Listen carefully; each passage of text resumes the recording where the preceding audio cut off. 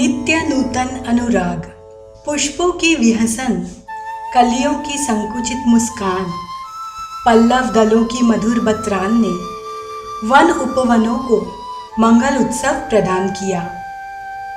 मोर पपीहों के कलगान ने मंगल गीत गाए, सघन घनों ने श्यामल वितान तान दिया।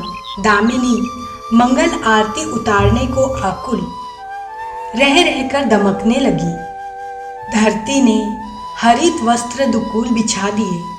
स्वागत वाद्य सी मेघ गर्जना दिशाओं को गुंजारित करने लगी। रंग बिरंगी फूलों से सजी तरु शाखाएं, कोमल लतिकाएं झूम झूम कर, झुक झुक कर झांकने लगी कि वो रसीले श्यामा श्याम इधर से कब पधारेंगे।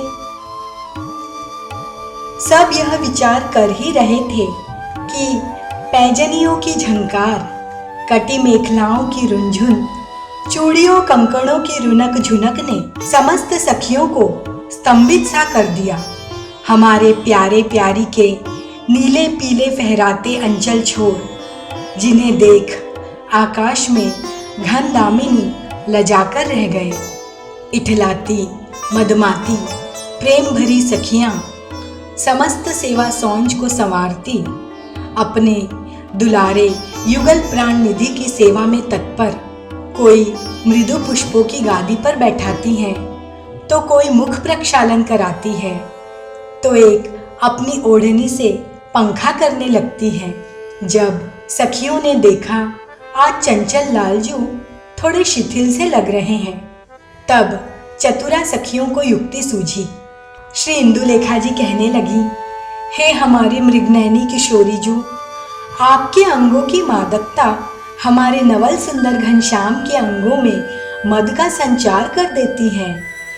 यह सुन रसिक शेखर प्यारे जू अति चमत्कृत हो उठते हैं और कहते हैं, हे सखी इंदुलेखा जी, आपने तो मेरे हृदय की बात कह दी। जो बात कहना मेरे लिए अति ही कठिन था, आपने तो बड़ी सहजता से उसे कह दिया। बस इतना सुनना ही था कि झट से चंपकलता जी कहने लगी, अरे भोरी राधिके, आपके श्वासों की मधुर सौरभ ही आपके प्राण प्यारे मोहन की सार संहार करती है। इतने में ही श्री सुदेवी जी कहती हैं, अरे रसिकनी जू, तनिक कान देकर आप मेरी बात भी सुने। यह जो आपका सलोना रूप है, यह तो प्रियतम के हृदय में मधुर रस भर देता है।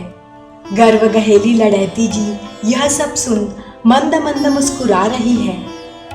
अब तो सखियों में होड़ सी मच गई। श्री रंग देवी जी कहने लगी, हे मेरे नेत्रों की पुत्री प्राणेश्वरी, आपका यह सिंदूरी सोने सा वर्ण निरखकर तो चतुर सिरमौर मुग्ध से हो जाते हैं।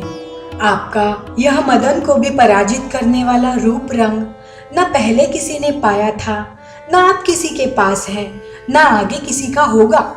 अब तो चित्रा सखी से रहा न गया। वे बोली, अरे मेरी लाडो, आपकी इस चितवन में वशीकरण है और आपकी मुस्कान प्यारे लालजू पर टोना सा करती है। बस अब तो क्या कहना था कि श्री ललिता जी शीघ्र ही अपने गोरे कर कमलों में लून राई ले आती हैं और अपनी सर्वेश्वरी प्राण प्यारी जी के ऊपर वारने लगती हैं। तभी श्री विशाखा जी अति उल्लसित हो कहती हैं, हे नीरज नैनी, हे खंजनाक्षी प्रियाजू, आपके इन अनियारे नयनों की रसमयता आपके प्राणेश्वर श्री गोविंद के नयनों में रस का विस्तार करती हैं। आपके स्पंदित उर का मृदु रव उनके उर में रस की झंकृति करता है। अब तो कोमलांगी प्रियाजू अति ही लजाकर अपने नीलांचल से अपना मुखचंद्र ढांप लेती है। उनकी इस महालावण्यमयी छवि छटा को देख लालजू उन्हें अपने अंक में भर लेते हैं। हमारे इन दोनों लड़क बावरों का प्रेम पल प्रतिपल यूं ही बढ़ता रहे, इन्हें कभी किसी की नजर ना लगे। ऐसे ही उलकते खिलकते रहो मेरे श्यामा श्याम। पहला प्रश्न, परस्पर गलबैयां दिए प्रिया प्रियतम मलकते हुए सखियों के समक्ष उपस्थित होते हैं, उससे पूर्व एकांतिक वाटिका में श्री लालजू पुष्प चयन कर अपनी प्रियाजू को श्रृंगारित कर रहे होते हैं। उस समय के नवलीला कौतुक को बताएं। दूसरा प्रश्न, सखियों की कोई एक सेवा चतुराई बताएं जिससे वे प्रियालाल को एक दूसरे के प्रति अधिकाधिक आकृष्ट करती हैं। प्रश्न तीसरा, हमारी रसिकनी को नजर ना लगे इस हेतु लून राई का गीत गाएं। जय जय मेरे प्रिया प्रियतम।